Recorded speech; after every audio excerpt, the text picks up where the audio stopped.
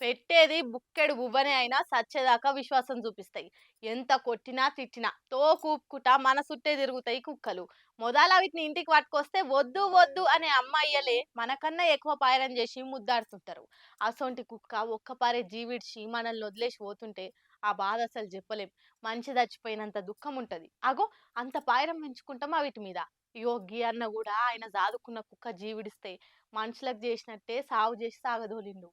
అయ్యో ఏం గోసిది మనుషుల లెక్కనే మన నడుమ కలిసిపోయి మనతోనే తిని మనతోనే వండుకొని చిన్నపిల్లల లెక్క ఆడుకొని ఇల్లంతా సందడి సందడి చేసే కుక్కలు ఒక్క పారే జీవిడిస్తే ఆ బాధ అసలు ఒప్పుకోలేం. అందుకే దాని గుర్తు ఎప్పటికి ఉండేటట్టు గీ అన్న దానికి సాగు చేసి సాగదోలిండు. ఆదిలాబాద్ జిల్లా రుయ్యాడి ఊర్లే గోక రంగారెడ్డి అనే గీ అన్న 16 ఏండ్ల సంధి లియో అనే కుక్కను సాదుకుంటుండు.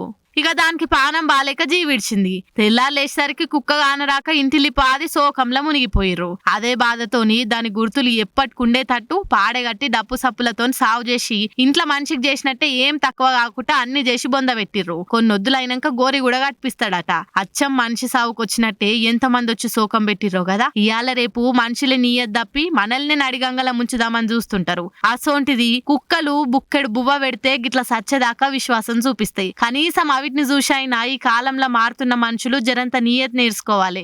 ఏమంటారులా?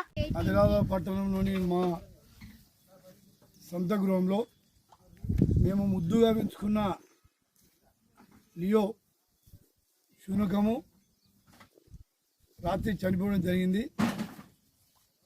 మా కుటుంబానికి దానికి 16 సంవత్సరాల అనుబంధం. మేము ఊరవతల ఇల్లు కట్టుకున్నప్పుడు ఎవరు రక్షణ లేరని చెప్పి చిన్న పిల్లని తెచ్చి ముద్దుగా 16 ఏండ్లు ఒక కుటుంబ సభ్యునిగా పెంచుకున్నాం. దానికి ఏదన్నా బీమారు వస్తే జ్వరం వస్తే మేమందరం ఇంట్లో కూడా ఎందరో బాధపడుతుంటే దాన్ని అప్పుడే దవాఖాన తీసుకుపోయి ట్రీట్మెంట్ చేసుకొని 16 సంవత్సరాలు కాపాడుకున్నాం. ప్రేమ మాకు ఎప్పటికీ మర్చిపోం. చాలా బాధ అనిపిస్తుంది. ఇక మూగ జీవులు ముఖ్యంగా కుక్కలు చాలా విశ్వాసంతో ఉంటాయి. నేను ప్రత్యక్షంగా చూసిన. రక్షణే కాకుండా కుటుంబ సభ్యులు కూడా మాతో ఆప్యాయత ఉంటుండే, ఎంతో ప్రేమతోని ఉంటుండే. మరి అటువంటిది పోవడం చాలా బాధ. రుయ్యాడిలో మా చేనులో మా ఫామ్ హౌస్కి తెచ్చాం. మా గ్రామస్తులందరూ భజన డప్పుల వాయిదాలతో మరి దాన్ని ఇక్కడ ఫామ్ హౌస్కి వెళ్ళి ఊరేగింపుగా మా చేనుల ఇలా అంత్యక్రియలు ఒక మనిషికి చనిపోతే ఎట్లయితే సాంప్రదాయ పద్ధతి చేస్తామో అదే పద్ధతిలో మా గ్రామస్తులందరూ ముందరుండి ఈరోజు ఇక్కడ అంత్యక్రియల కార్యక్రమం చేయబడడం జరిగింది.